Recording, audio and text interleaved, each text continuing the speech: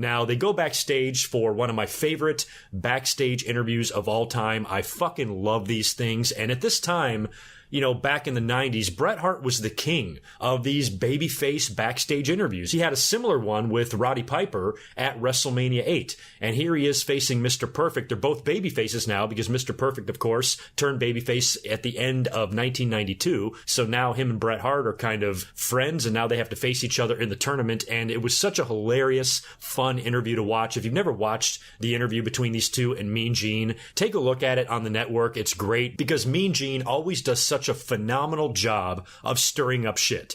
I mean, he's literally trying to get these two guys to fight. And Mean Gene starts saying, you know, Bret Hart said earlier on that he'd rather face Mr. Perfect than Mr. Hughes. Does that mean you think Mr. Perfect's an easier opponent and all this? And really stirring the pot there. Bret and Perfect start arguing. Next thing you know, they start talking about each other's fathers. And Bret Hart said that his dad beat Mr. Perfect's dad. And Mr. Perfect's like, fuck no, Stu Hart did not beat Larry the Axe. Absolutely not. They start pushing and shoving. I really enjoyed the little babyface interview there, and the match would be even better. I mean, this was one of my favorite Bret Hart matches of all time. I am very partial to the SummerSlam 1991 match between these two guys, but this one is right up there. It really is. I mean, if you have never had an opportunity to take a look at Mr. Perfect versus Bret Hart from the King of the Ring, the second round match, just take a look at it. It's so great. The moves in the ring, the crispness of it, just the amazing wrestling, Jim Ross on the call, Bobby the Brain Heenan providing color, Macho Man freaking out during all the high spots. It was just a wonderful match.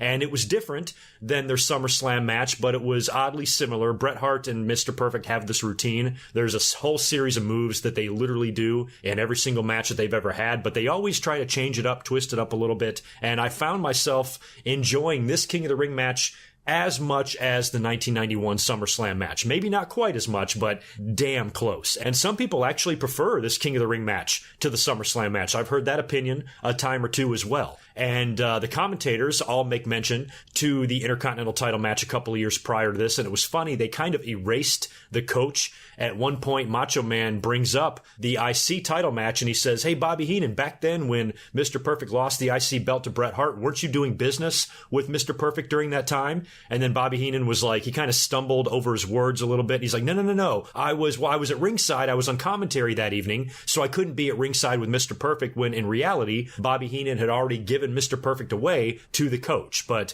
I guess they forgot all about the fact that the coach had his hands on Mr. Perfect for a short time there in 1991, so that was kind of funny. After a pretty amazing match, the finish kind of came out of nowhere. It was Bret Hart countering an inside cradle. Mr. Perfect pulls Bret Hart back in the ring after they both took a pretty nasty double suplex over the top rope spill to the floor.